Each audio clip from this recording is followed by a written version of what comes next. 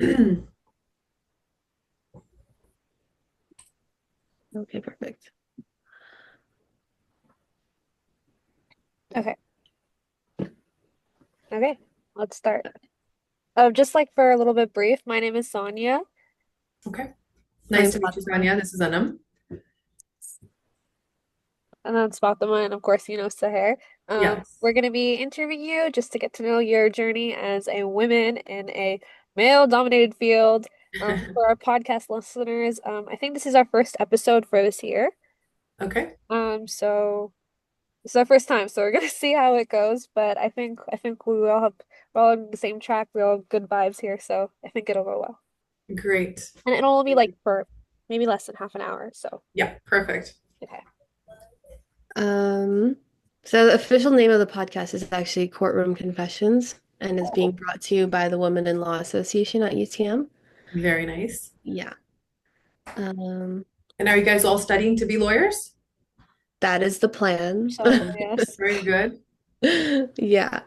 So we'll start with some introductions, I think. I guess Sonia can go first and I'll go first, and then Anam, you can do an introduction as well. Sure. Okay, how you want to start with the intro for execs first? Oh, okay, yeah. So welcome to Courtroom Confessions, again brought to you by WILA, or Women in Law Association at UTM, where we basically are just delving into law and what it means specifically to women. We'll be interviewing different guests, so students as well, just a lot of different people who are in different stages of their legal journey, just to be able to hear their stories, um, in an effort to just inspire young women. Yeah. And then Sonia, do you want to do your little intro? Okay. Hello, my name is Sonia, and I'm currently a second year, going into second year in September at the University of Toronto, Mississauga. I'm majoring in English with minors in professional writing and communication and cinema studies. I'm passionate about storytelling and how media shapes the world around us. I'm going to plan for taking my LSAT, hopefully at the end of third year, fingers crossed, in summer, with the goal of pursuing a career that connects law, media, publishing, and books. I'm excited to share my this podcast with you, and I'm not doing it alone. I'll pass it over to my amazing co-VP podcast, Fatima. Okay, so I'm Fatima. I'm going into my fourth year at UTM. I'm majoring in English and criminology. Um, the plan is law school, but I don't want to rush anything. I definitely want to take my time with it. Um, I'm passionate about social justice. I am passionate about having conversations about things that happen around in the world around us. I think that's really important to me. And I like surrounding myself with people who have the same mindset. Um, and that's that. That's my little intro. And then Anam, if you want to give your little blurb. Yeah, sure. So, my name is Anum Khan. I am a lawyer at Khan Law. I specialize in the area of real estate law, wills and estates. Before I joined, I had another career, but I'm very happy to be in the field of law. I have a lot of history in there, and I'll tell you guys a little bit about it when we kind of dive into it. But I do want to commend all of you ladies for starting up this very lovely podcast. It's a very good initiative to bring about some more, very valuable information to other young women who are interested in the field. And so, kudos to you guys, and thank you for having me here. Of Thank course. you. So we want this podcast, like I said before, just to be relaxed as possible with more authentic conversations and hard truths. We want to know your story, your path, and overall your insights on the future of law, such as how the position that women hold in society today. So we'll start off with what unique challenges do women face in the legal profession today that you have seen or you have experienced? So, you know what? That's a very interesting question. Now, legal challenges wise, I think the challenge so let's talk about the early side of it, right? Which is going to school. That challenge is not much different between a man and a woman, right? Between a man and a woman, now we have a lot of elements into it, right? Because I noticed in this, we are all South Asian women. So we have different challenges that come from the South Asian side of things. And then I don't know if that's something we're here to discuss, but more so the journey, the path into law, study wise, is more or less the same, right? Between a man and a woman. Now, when you come into the field, it's a little bit different. I mean, I'll let you guys ask me that question as to whether we're kind of, direct me in the right direction as to are we talking about the challenges that women face as being South Asian women going into this field, or is it something that, generically being in the West, the challenges that women face between, versus a man in this field? So what exactly is the idea here? So actually, the next question would be a little more specific. It's have you experienced gender bias in the courtroom or legal field? But I'm really glad you brought that up because that's a unique challenge, being South Asian woman, and I would love to delve into that more, especially because you have first-hand experience, and all of us going into law, we're probably going to experience the same thing. So I'd love it if you could talk about that a little bit more. Yeah. It doesn't have to be like, it can be whatever you think is personal to you. Like I think what you mentioned was great, so definitely you could go into that. Yeah, okay. So I'll tell you a little bit more of a background. So I am, of course, the daughter of an immigrant, right? As I think most of us are. And when my dad migrated here, he was a lawyer back home. And when he migrated here at the age of 45, he had young children. We were really, really young when we came. He had his elderly father here as well. And then, of course, my mom and responsibilities that come with that. And the struggles of watching my immigrant dad go through a huge challenge. I can't even imagine at the age of 45 studying again, never mind moving countries and moving, my whole everything, my family, my country, everything that I know, my friends, leaving everything behind and coming to a new country altogether, not having any standing, right? Because you come with an education from back home, but you come here and it's not recognized. So now I watched him come here. I watched him struggle. I watched him, do these part-time jobs. He delivered pizza. There's nothing wrong with these things, but going from a lawyer, coming to a different country, and then having to do these odd jobs is definitely, it's definitely different. So I watched him do all of these things, and my respect for him grew immensely because I saw my father struggle. And as I got older and came to recognize that, wow, this is a huge sacrifice that he made, and later on he got admission into the law society in sorry law society into law school in Windsor. And so we all kind of moved to Windsor, and that's where we did all of our schooling. And I watched my dad go through the struggles of becoming a lawyer, doing all of his equivalents here, and then starting up his own practice. And again, kudos to him as well, as to most people would prefer to maybe work with a firm, but he decided to go on his own. And seeing that was so aspirational for me, just knowing that if he can do it, and he's always kind of inspired me to be the best version of myself, he is, definitely the backbone of this whole thing. So coming back now, tying that in with the whole South Asian perspective, is that a woman's first best friend has got to be her father, right? So if you have your father's support and he's always encouraging you and he's always saying, you know what, you got this and I'm right behind you, it creates a very strong foundation for you to go ahead and pursue anything, never mind law, right? Pursue anything at all. So I found that I was definitely blessed with that. I was blessed with a very strong foundation, a very strong backbone who pushed me, excelled me into this area. And that is important for a South Asian woman, a girl, a South Asian girl, to have a very strong footing, a strong backbone. That being said, not everybody has that. Does that mean you're not going to be successful if you don't? No, that is not the case. But in my particular case, I think it is very important, if anybody's watching this, and if they're watching this and they have young children and they've got daughters, you need to understand how important your role is as a father in the life of your daughter. So now tying that in with my legal journey is he was my greatest inspiration. And I remember being just a small little girl, knowing that, I see my dad coming home from court and he looks so cool and that's something that I want to do. And then I stepped into this field, studying. Everything was, as per normal. You've got to struggle, you've got to do all of those things. And then, once you become a lawyer, struggles continue, right? You have to kind of find your footing into the field. You have to find out how to navigate this field. For me, I got a little bit blessed and lucky because my father already created that field for me. So I can definitely say that I was blessed. Now, somebody else who's navigating this field, one advice that I'm going to give them is try and find your niche, right? Try and find your niche. If that is a particular area of law that really interests you, I suggest to find a mentor in that particular field. For example, if it's criminal law, you don't want to be approaching me if you want to do criminal law, because I do real estate, and that's a mistake that people make, right? It is a challenge just to find an articling position. You guys are going to know that when you guys get up there. It's, you got to navigate these things, but find a proper mentor for this. Okay, that's the most important advice that I'm going to give you. That once you've already crossed that path, you need somebody in the right field to help you and to give you the right resources, because law school does not prepare you for the real life practice scenarios. And which is why you guys are so young, ambitious to step into this field. Try and find somebody early on, right? And shadow them and see if you can spend some time with them, because the amount of experience you're going to get in office is so priceless.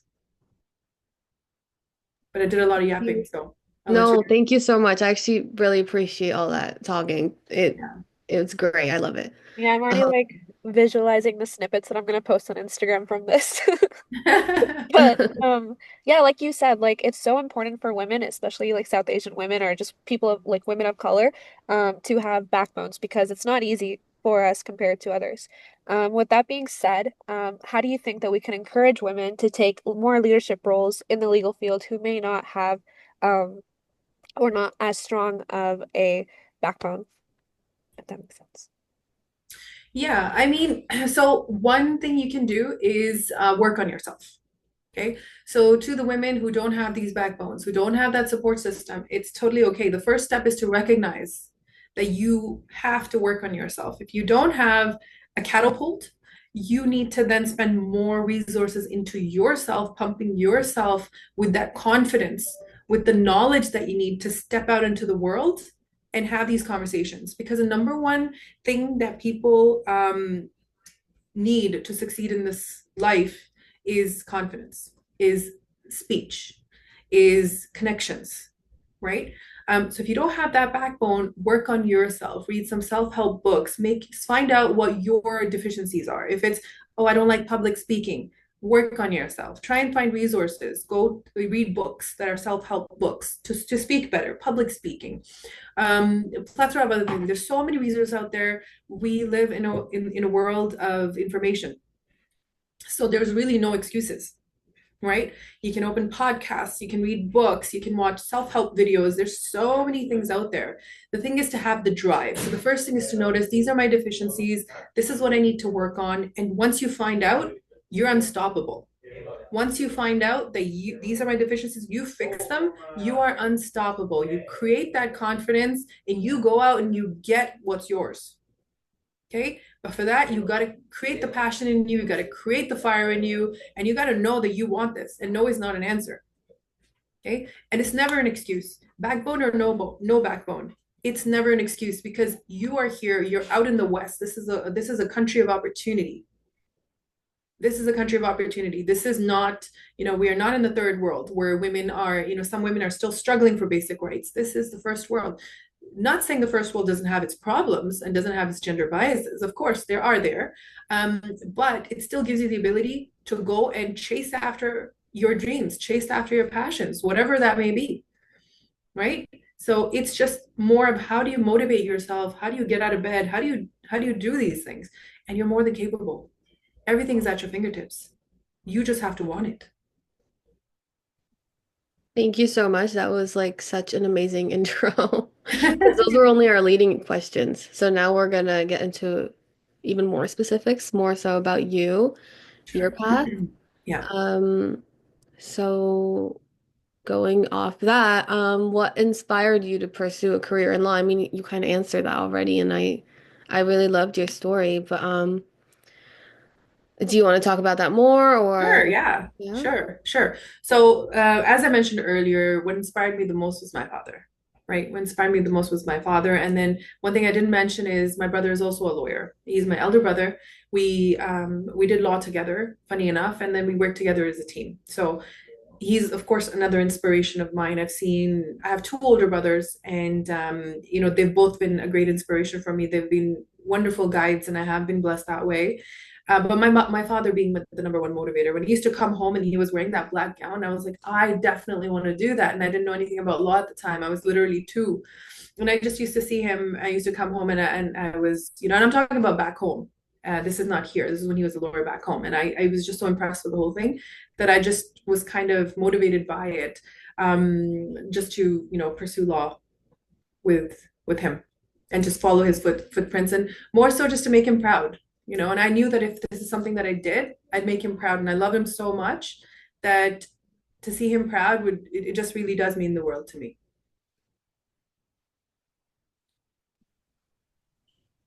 So honestly, you're answering all our questions already, which is great. Do you want me to tell you Um, some other things that I think South Asian women should know?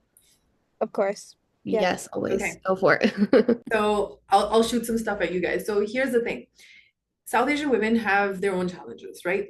Like starting from the beginning is we always have to have an uphill battle, right? Because we from the beginning there are some gender biases that exist, particularly in South Asian communities.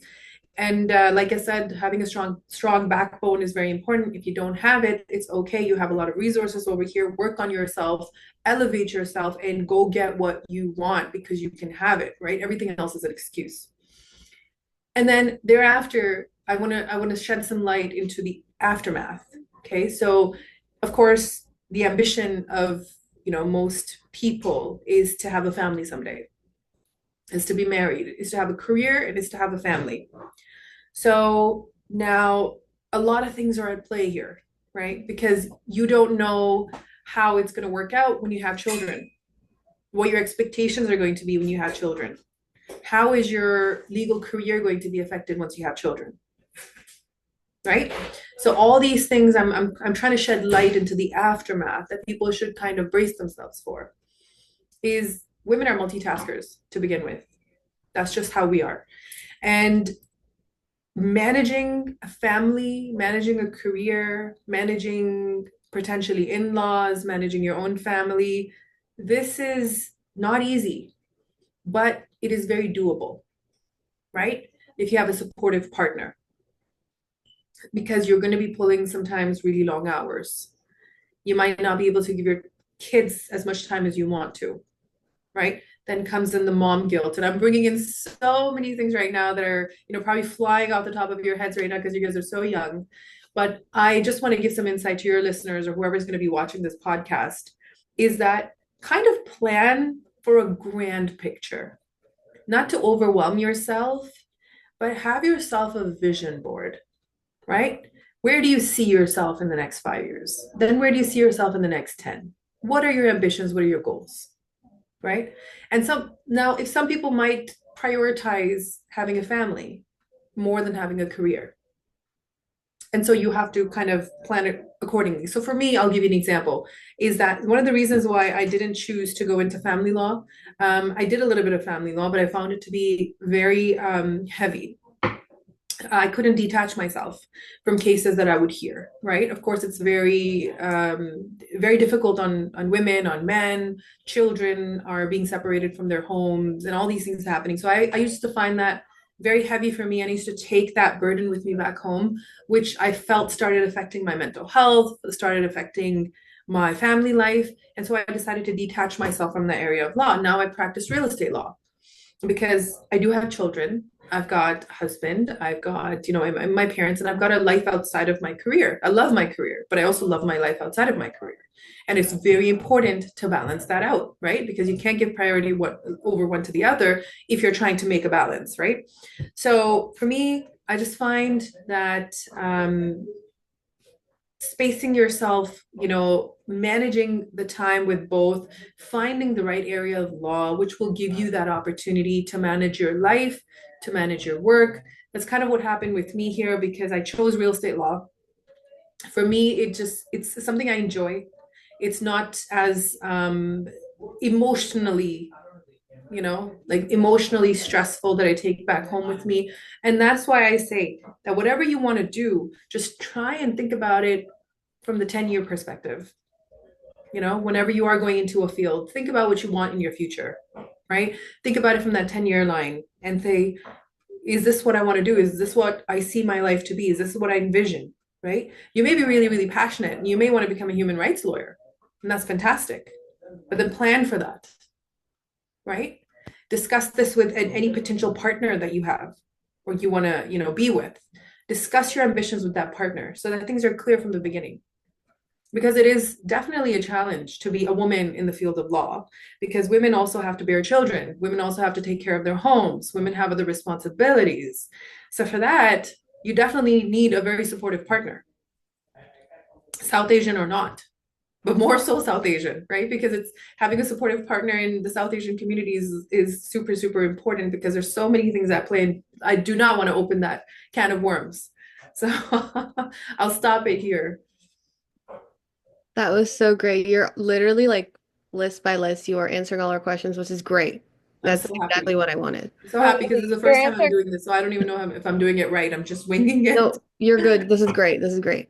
yeah, Okay, I'm glad. you're answering questions I didn't even know I had. So, Hey, I'm very happy. I'm just here to, when I see young girls, I just want to do my best to kind of, give you guys as much ammo as I can and to inspire you guys because the potential is endless.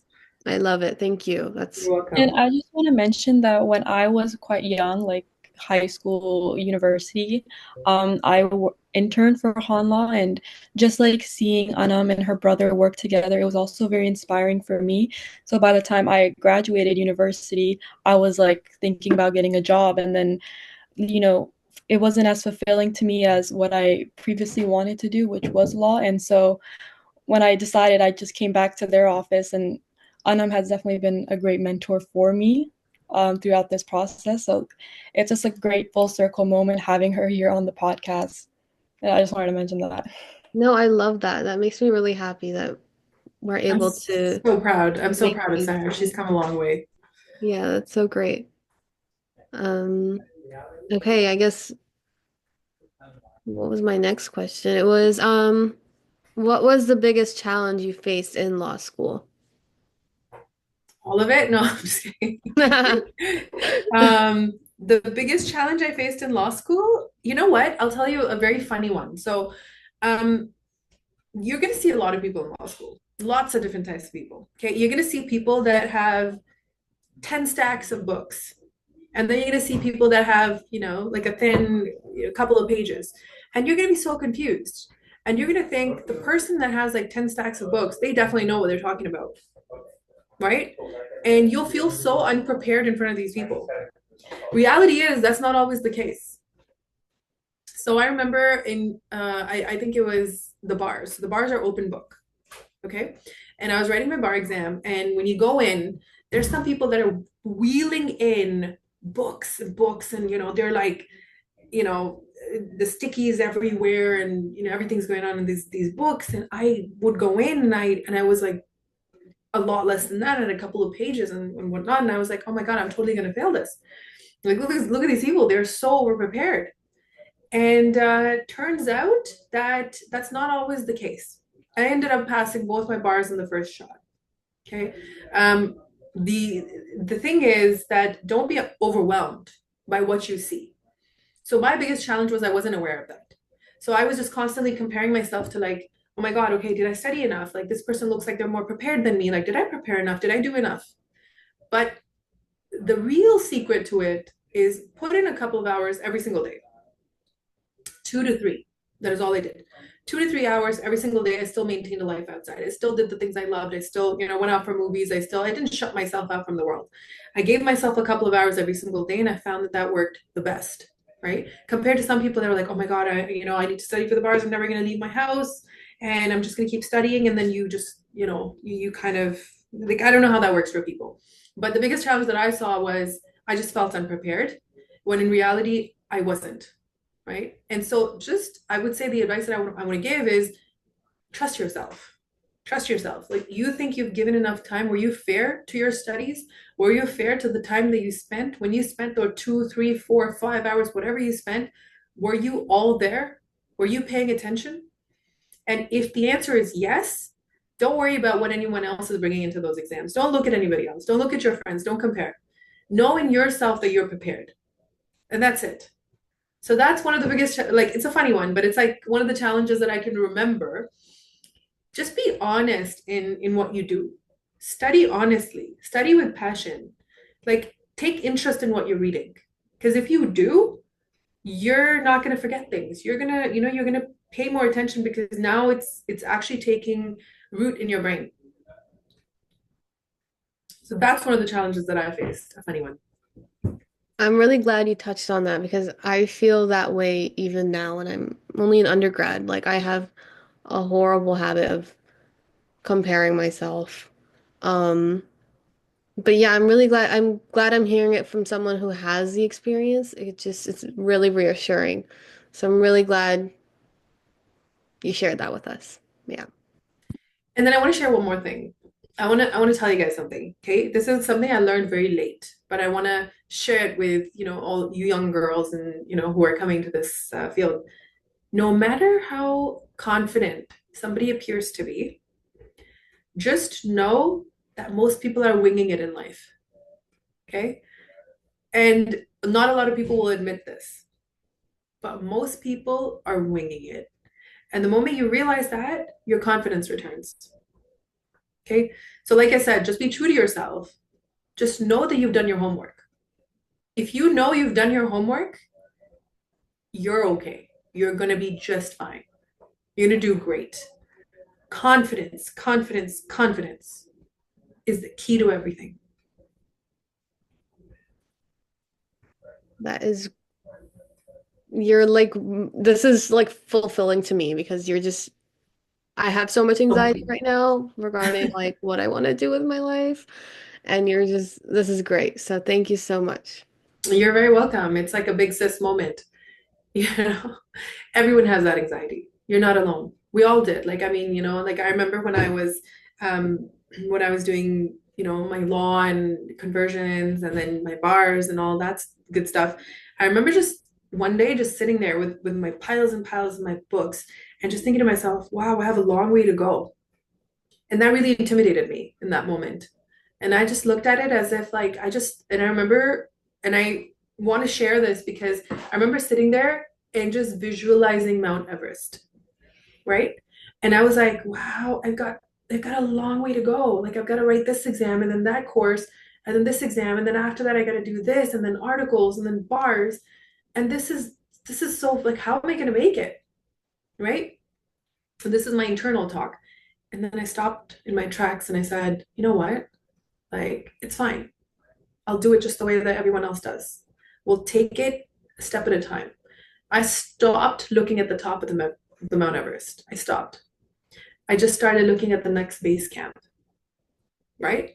And that helped me tremendously because I'm like, well, if I'm going to look all the way up there, I'm going to get intimidated and I'm going to stop right now. I'm just going to say, I don't want to do it. Like, I'll take the easy way. But no, don't look at the top. You'll eventually get there. Look at the next base camp. That's how you should look at it, right? And when you're going through your studies, look at it that way. I know I said a couple of contradicting things in which I said look at the grand picture, but that does also tie in, right? Not to overwhelm you, but in your studies, look at the next base camp, right? Have an action plan. Like in this case, I knew the action plan. I knew I've got to do X, Y, and Z to get up there, but I wasn't visualizing the whole thing as I was going through it. I was like, okay, let's write this exam and let's enjoy the things I do like to enjoy on the side. So that way my life was still moving. I was still doing the things I love and I was still studying. So I was base camp after base camp after base camp. And one day I was there. I got called to the bar. And that was the moment. And that moment's always going to be, it is so fulfilling. It is so fulfilling. Like, I cannot tell you enough that if you're passionate about law, you're passionate about becoming a lawyer, oh my God, like there's just the moment of fulfillment that you're going to get the moment you get that license. It's life changing. It's life changing. I love it so much. And I know you guys will do great. And I know you guys can do it. It's life changing. Don't back down. That's thank you. Like I don't even know what to say. Like you're really Welcome. you're hitting every nail right now. Yeah, I'm Yeah. so you're living happy. proof that there is life after law school, and then if we don't have everything figured out right now, it's okay. There's Yeah. some stuff I'll probably share off camera that I'll let you guys know what life is like, and there's good and bad to everything. But like I think I already know the answer, but if you could go back, would you still choose law school? Any day, any day, any day, I would choose law school. I love it. Yeah.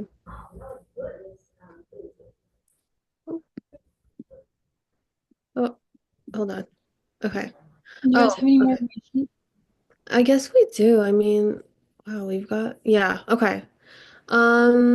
So you touched on it a little bit, but I mean, law school itself can be mentally and financially draining. How did you manage the stress?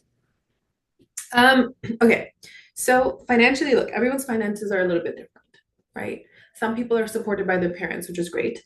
Some people are not because financials, the parents don't have the financial means. But for that, you have OSAP. Get it. I mean, take it. Again, if you've got the financial means, great. If you don't have it, it's not stopping you.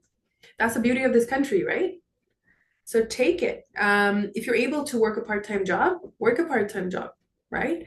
Because you have to realize that once you get into your career, you're going to make enough money to pay it all off. So never let that be something that stops you, right?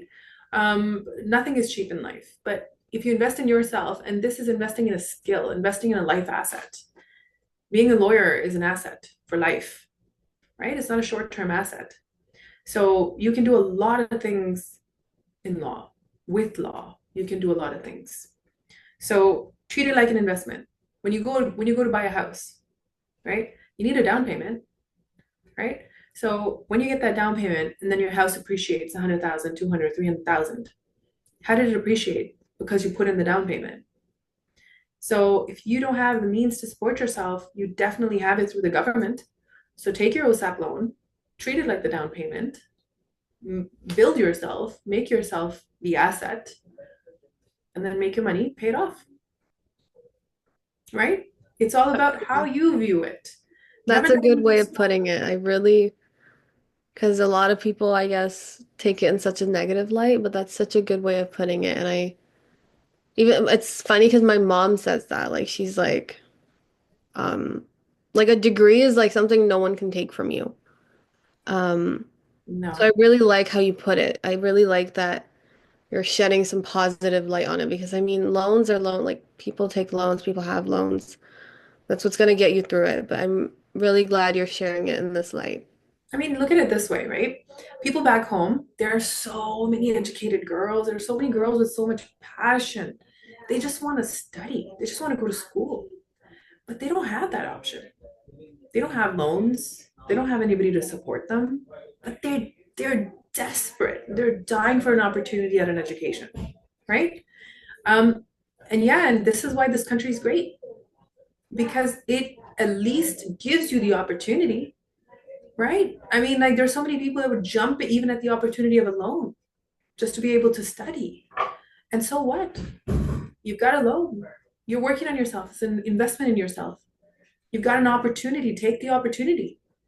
And hey, if you've been blessed with parents who have money, take that too.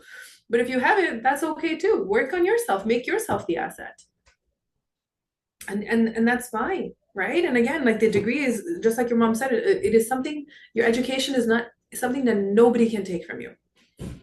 And it is something that will always empower you, encourage you to stand on your own 2 feet without being dependent on anyone. And for a woman, there is no greater power than that, in a way, right? Whether you choose to work or not, that depends on you. That depends on your later life circumstances, your family circumstances. But the opportunity to be able to work is priceless. It's really priceless. You choose whether you want to work or not. There's so many people who stop working. People leave the field of law because they want to look after their children, and that's a beautiful thing too. But the real thing is an opportunity. Is if you choose to, can you? If the answer is yes, then that's a great place to be. And if you don't want to and you choose to be with your family, you choose to do something else, that's an opportunity. And that's equally beautiful. But the answer is the opportunity. And this is the country of opportunity. And that's why I'll always respect it.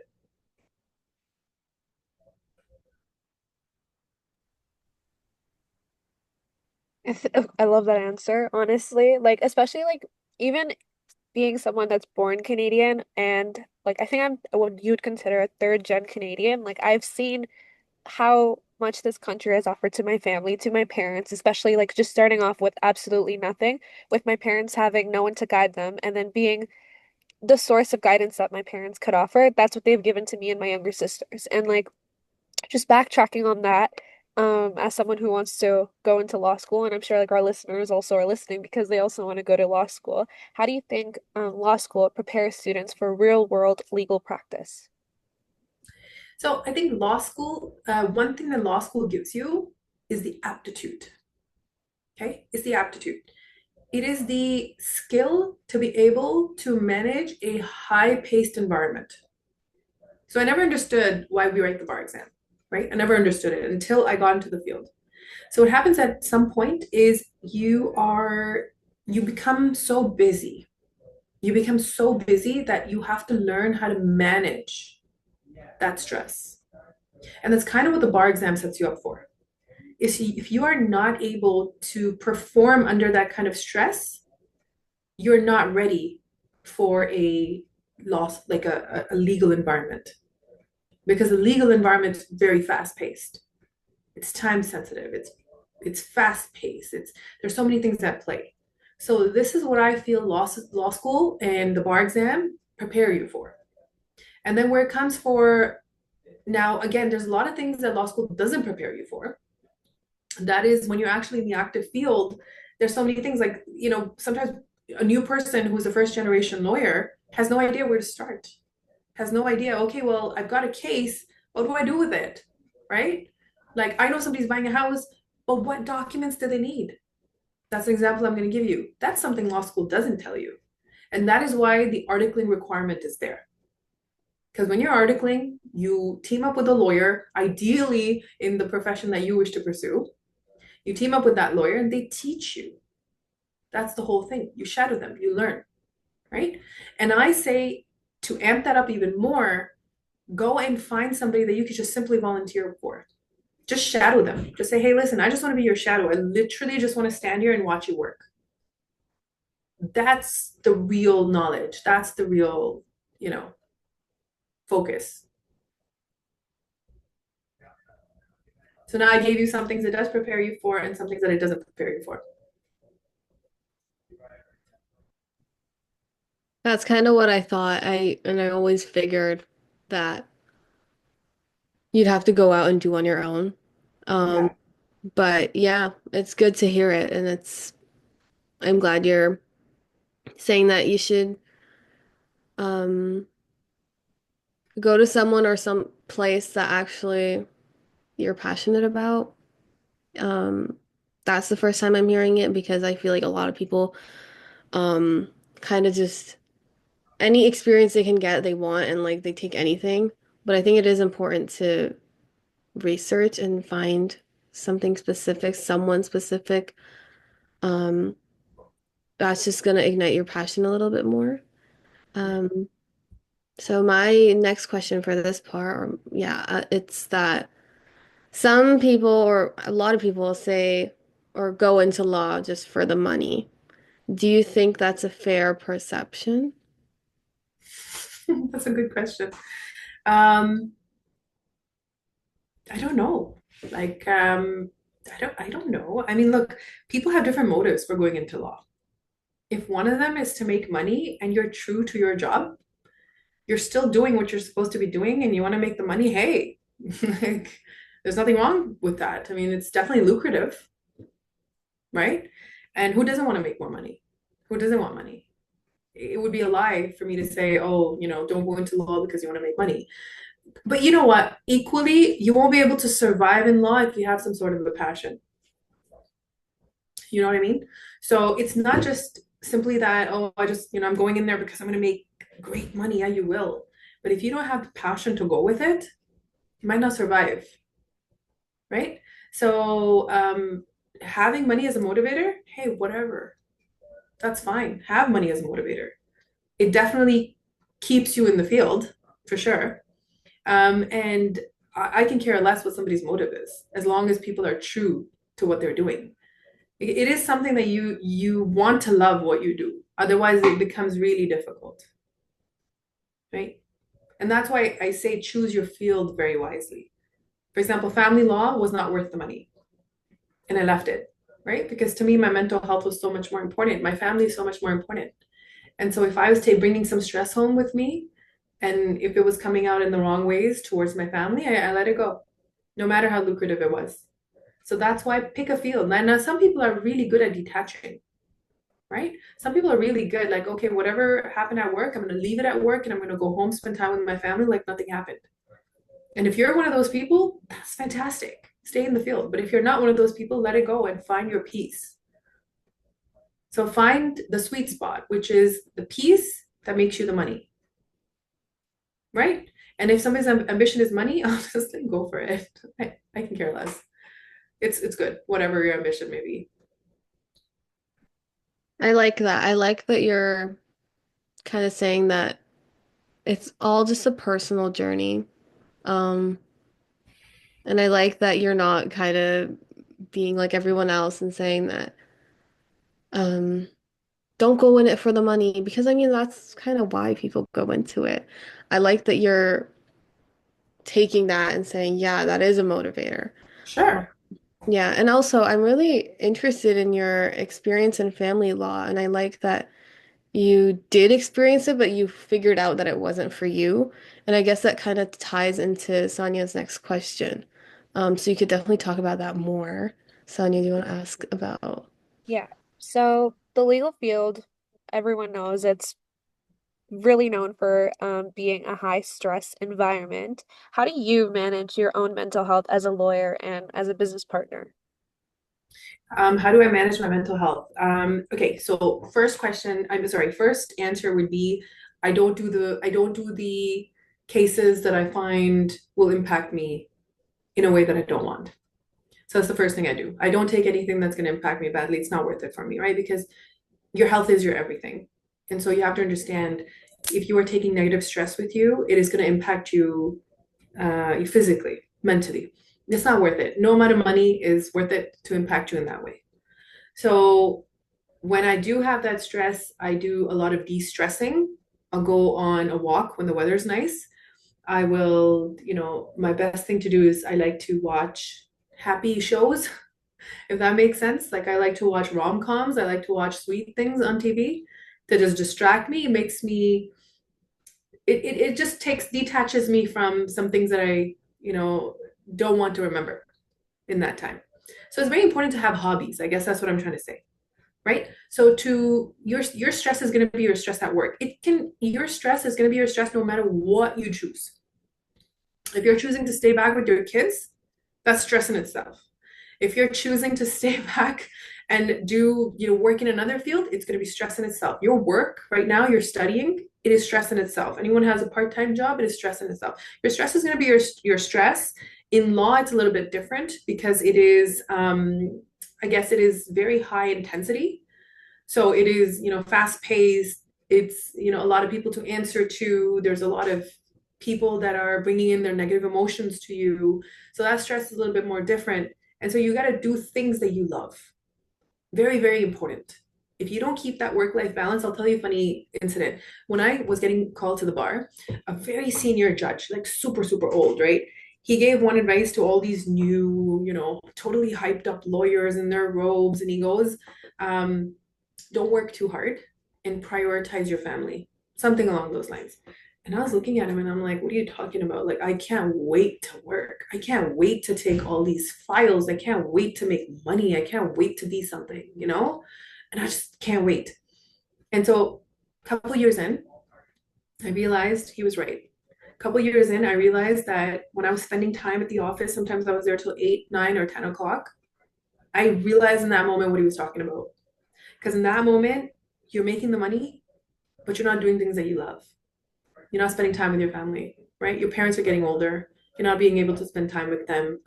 your kids are getting older, you're not spending time with them. Your partner is waiting for you, not spending time with them. So work-life balance is so, so, so important.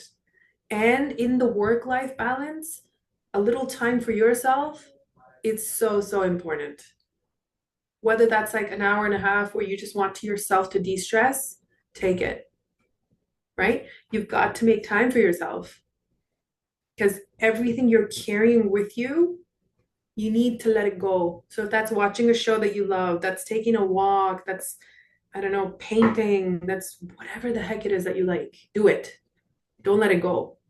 Don't let your hobbies go. We have a lot of hours in the day. And a lot of the issues that are, one of the major issues that's biting us all in the butt is the mindless scrolling. Okay. So it's the mindless scrolling. And now you got to think about it. Think about it. If everyone has an iPhone, it gives you a little bit of a timer of how this week or this day you've spent this many hours on the phone, right? And sometimes I look at it and I'm genuinely embarrassed. And I'm like, wow, that's how many hours I've spent on the phone? Like, what the heck was I doing with that? Imagine if I took that time and I did something else with it. You know what I'm saying? So it's just utilize your time efficiently. Sometimes we think we don't have enough time. We do. We're just doing the wrong things with that time, right? If we do take the same amount of time and we put it to the good use, it's only going to benefit us.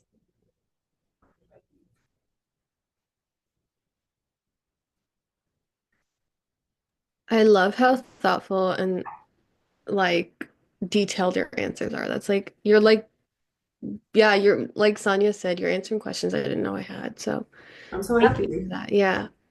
Um, and then next thing we wanted to touch on was I think you touched on it a little bit as well.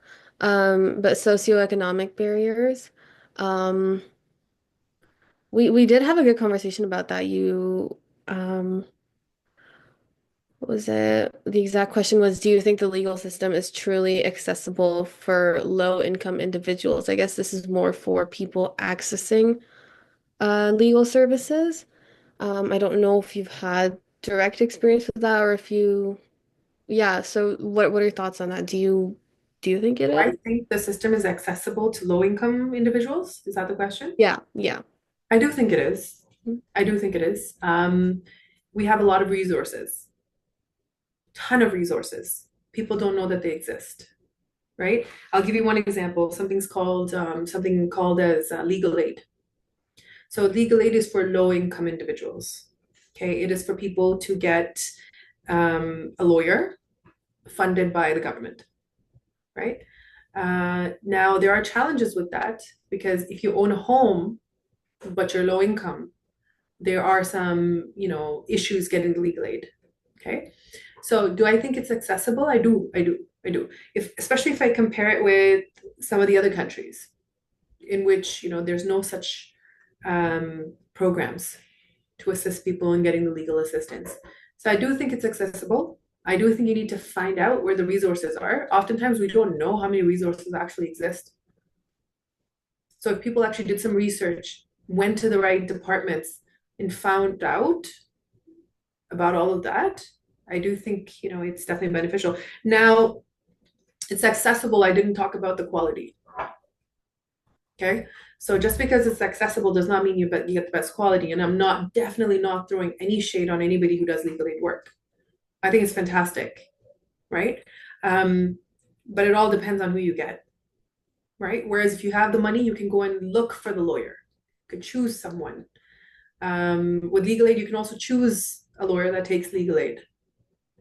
But what are your options compared to, do you know what I'm saying? So you have a lot more options if you have the money. But to answer your question in short, yes, I do think it's accessible. Is there work to be done? For sure. Can it be better? For sure. But is it accessible? Yes, I think so. Yeah, that's great to hear. I didn't know that legal aid existed, or well, not the details of it at least. Um, but I guess in the same topic, did you experience any financial barriers while building your career at all? Absolutely. Mhm. Oh, for sure. I mean, when you're starting out, um, here's the thing where I think people get caught up, right? I always think being self-employed is better than being employed. But again, that is also a very personal decision based off your own personal circumstances. But I think at any point in time, it is probably better to work for yourself, even if that's 10 years later, whenever that may be, but work for yourself. The thing that when you take the leap initially and start up your own office, there's definitely a financial barrier because you don't have the workload to afford a new office. You don't have the workload to buy a table, a chair, laptops, everything that you need to get started. You don't have that. But that's where the investment comes in.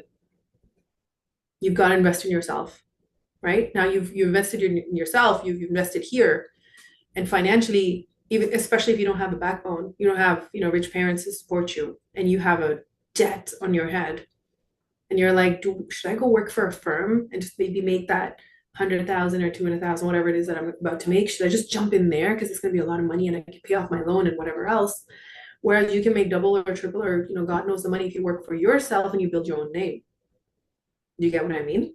So did I personally face that barrier? Of course I did, because when I started out, there were so many things that I needed to, prepare. Of course, like I say, I was blessed. My dad was already a lawyer. I didn't face as much as people do when they start out. But I've seen my dad do it. I've seen him face the financial barriers. I've seen it. So I do think I have that firsthand experience through him. But I definitely didn't suffer as much, right? And then like with him being there, I didn't suffer as much. If my kids decide to come in this field, they won't suffer as much. So it's always who decides to take that first leap. So yeah, there's always going to be financial barriers. I think there's always financial barriers everywhere. But you just have to you have faith in yourself, trust yourself, and know that you're going to be able to make it out of it. That's also really reassuring. Because I feel like sometimes I'm so focused on the financial stuff, I forget that it's like there is life after that. Like that's not gonna kill you. No, You're right, everyone has it's financial hard. barriers. It's Everyone, certainly hard. It's certainly yeah. hard. Like you come out with a mountain of debt, right? Hmm. When you go through law school, you go through, you've gone through undergrad, you're going through law school, it's a mountain of debt. You're so demotivated. Yeah. You're just like, well, I have so much debt on me. I'm going to start my practice, and then God knows when I'm going to make enough. I don't know when I'm going to break even. I don't know when I'm going to start making money. But don't think about that. Hmm. You will come out of it, Yeah. make way more. Yeah. Look at it this way. You're looking at a very, very narrow path when you should be really looking at the grand scheme. Hmm. Okay. It's an investment. You invest in yourself, you invested in yourself, you spent some money and you learned a whole bunch of stuff. Now you are the money maker. You're the one who's going to put it all to use. You're the one who's going to put it all to the test. You're going to start bringing in income from all of the education that you've gone through, right? And that, once it's cleared, now it's all open for you. The whole field is open for you. You can make as Exactly. much money as you want. Yeah. It's about how much effort you want to put in, how much time you want to put in. Yeah. But it's all open for you. That's the beauty, right? So don't focus on the debt part. Yeah. Believe in I yourself. won't. I won't. Think about it. Like compare yourself to a girl who's struggling, who wishes she was in your shoes. Yeah, exactly. She wishes she had that debt, Yeah. right?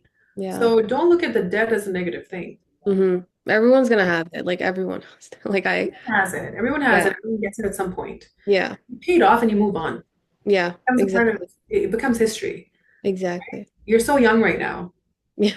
You have a whole life ahead of you. This debt is only for a couple of years of your life. Yeah. After that, everything else is yours. Yeah. Yeah. Exactly. Um, we talked a lot about You some did. pretty serious stuff, but we wanted to end it with some fun little hypothetical questions. Sure. So I think Sonia is gonna ask you those.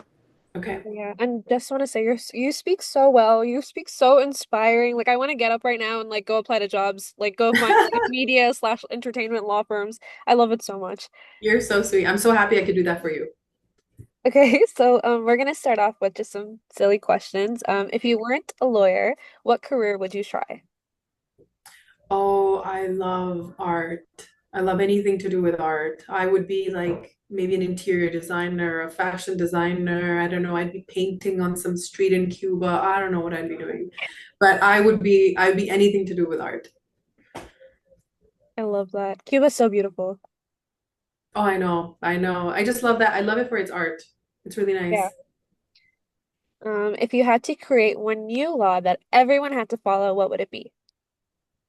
Oh my God. A new law that everyone had to follow? Well, that's an interesting question. I would say something to do with women and just like just a massive one day, okay, one day a year, okay, we would just just have this grand party for women to celebrate. I know we have Women's Day. I know we have Women's Day. That's not what I'm talking about. But I don't know, like something just to just a fun, a super, super fun day that everybody was mandatorily has to attend. Everyone has to attend that and just have a good time. I don't know what that is, but just create that new law for women especially because we got enough on our plates. No, I support it. I'm in support. And if you ever actually go through and create that law, hey, You will Yeah, sign if that? you You'll need sign if that? you need I'm us to behind sign your you. petition, we got you. Okay, perfect. I'll get right on it. I'll start planning now. We'll pick a day and we'll just be like, this has to be another day other than National Women's Day, just another like women have fun day. I love Yeah. Okay? And just make that a law, just make that a statutory holiday, and then like, just women just do whatever. And everything is free for women that day. And men should stay in the house and Men not. should stay in the Yeah. house. It's like today, men do all the cooking and the cleaning and watching the kids. Yeah. Women Yeah. roam free on the streets and they just have a Yes. massive party. The streets are filled with music and like women just be free. Just be fun. Just Yeah. I that's a love No, I lot, love that. I actually need that right now. Yeah. right? Yeah. Yeah, I know first what year you is bad want. enough. I get Okay, you. moving on. What is one legal movie or TV show that gets it completely wrong or surprisingly gets it right? Oh, I think they all get it wrong. I think Oh, they're all, really? yeah, I think most of them are wrong. For example, what is that? That one show with Harvey Specter. Suits. Suits. Yeah. Suits. I think there could be nothing there could be nothing faker than Suits. It's nothing like Suits. We don't look like Suits. We don't act like Suits. We don't do anything that's in Suits, right? It's also raw. Most of the time, we just look like we've got these like stress lines, just focused, and we're doing a lot more heavy lifting than what they show on there. And to get it right, I have yet to find a show that I think got it right. Maybe I don't watch that many shows, so I can't speak of one. One I really enjoy is Legally Blonde, but that's for the comic relief. I enjoy that. Mhm. Uh-huh. But yeah, I think Suits gets it all wrong. It's really glamorous. I like it, but that's not life. That's not Yeah. legal life at Yeah. all. Yeah. That's actually really reassuring to hear because like my biggest fear is like getting into like a legal field like that and then like my entire attitude just shifts. Like I become so like self-centered and stuff like how he is. No, you don't. You don't. Okay. That depends on you. I don't know. You could, right? But I mean, it really depends on you as a person, your personality. All No, right. that's reassuring because I know Suits is like very glamorized, but like me and my mom watch it and she's Yeah. like, oh, I can just envision you like and I'm like, that's not gonna be That's me. so sweet. Let her envision it. That's okay. I'm like, Let no, her love envision that. it. So happy that you're doing that. Let her envision it. I tell you, most lawyers don't even look like that. Most Yeah. people are, like I have this stress bun. My brother laughs about it all the time. So Yeah. when my hair is down and I'm like Yeah. really stressed out and really focused on something, I'll Yeah. literally take my hair and just put it up and I'll just be like sitting there working and he'll pass by Yeah. and he'll be like, oh, it's a stress bun. I'm like, yeah, it's a stress bun. So nothing is as glamorous as it is. You've got deadlines, you got to meet them. Yeah. Sometimes I come in here in my sweats. Nobody knows this, but and sometimes I'm just working away. So it's definitely not as glamorized as it looks. Can it be glamorous? For sure. It can. Hmm. If you want it to be glamorous, it can be glamorous, right? You choose that for yourself. You can make it But is glamorous. it glamorous all the time? No, it's No. not. Not at all. Okay, I think there's one last. Yeah. What's one book or podcast you would recommend to our audience? Except for ours, because of course. Yours number one. But honestly, if there was like one book or podcast, all right, this is gonna be so weird, but I love true crime podcasts. I'm so into true crime. I think a lot of people would agree. I think so, right? I I personally like I don't know why. Like I used to have like a true crime phase when I was like 12. Um, but honestly, when it comes to podcasts now, I love just like funny ones I can have on in the background. Yeah. Do you have any like specific recommendations Okay, for? so there's one. She goes by Rotten Mango. I've heard Okay, of her, I yeah. am obsessed with her podcast. It's Yeah. just the way she sets up the scene. You're Hmm. actually visualizing everything. She's so good at setting up the whole scene and making you visualize the whole story, the whole scenario. Hmm. I love her podcast, and I think she's great in the sense that there's a lot of social awareness that comes out from her podcasts. Yes, I was just gonna say, I feel like it's gotten more true crime has gotten more popular over the years, Hmm. but so many people kind of disrespect the victims and like Yeah, they take it in this very weird negative like it's uncomfortable sometimes because it's like yeah. these are real people you're talking about. But I'm glad to hear that this Rotten Mango that there's like good stuff coming out of it, Oh, like there's she's actually great. awareness coming out of it. She's so good. I feel like she has such a good grasp of legalities, Mhm. reporting. Yeah. I don't know if you guys were following the Diddy trial recently, Yeah. but I was obsessed with it, Mhm. and I was watching, and she was doing such great coverage of it. So I was watching her podcast almost every single whenever they would come out, like two times or Yeah. three times a week, and so informative. That's It really good was to hear. Yeah. so informative, and she's generally unbiased. So she's just there, she's just presenting the facts, Hmm. helping you come to your own conclusion. But of course, some conclusions are very obvious, right? Like if Yeah. there's a victim, there's a victim. Yes. So she's not the one to like do victim blaming. She's actually very good at keeping everything very neutral. So she's an awesome podcast if you guys ever want to start one. Oh, she's so good. You've influenced me. I will. Well, you watch it and you tell me what you think. Okay, I I'll wait will. to hear from you. Okay. And then I guess, you know what? That's it with our questions, actually. Yeah, do you Cool. have any There's, questions for we're gonna us? close off now, I guess. So, I Sonia. guess my question for you guys is what motivates you guys to come into the field of law? Good question. I think for me is just the fact that like as the eldest like daughter, eldest sister, my biggest motivation is my younger sisters. And like as someone who has had not have like bigger sister to look up to, that's been like my main life's goal. Like I want to do something where my sisters can look up at me and be like that's a girl boss. She knows what she's doing. And I feel like um law is what was drawing me towards it. And like yeah, my biggest motivation was just to be for my sisters. I love that. That's a very good Um, motivator. yeah, I love that. And what about you, Fatma? I have three younger siblings too, so the pressure is kind of on. So this older sibling vibe. Yeah. Um, honestly, I'm like I really just want to make my parents proud. I guess I'm first gen, but I moved here when I was one. Hmm. But you know, I even to this day I watch my parents struggle. Yeah. Um, but it's so funny because we whenever there's like a super educated person in our family or like distant family, distant relative, like we'll be last year we went to a girl's wedding, she's a lawyer, and my parents were like, "Oh, I just love it when like educated women are like taking their time to like do their studies and then get married." Like they talk so highly of these women who are educated. And like Hmm. it's always been instilled in me that education is so important. So I want to pursue a big career. Like I want to be a strong, educated woman. Like that's important for me and it's important for my parents. And I want them to view me in that light. And Love that. That's amazing. That's a yeah, very good motivator for both of you. And Sarah, yeah. you? For me, I was growing up and I witnessed a lot of legal troubles in my family. And so my biggest motivator is just to be a source of inspiration for women who are like me and just find a way to empower my own self. That's beautiful.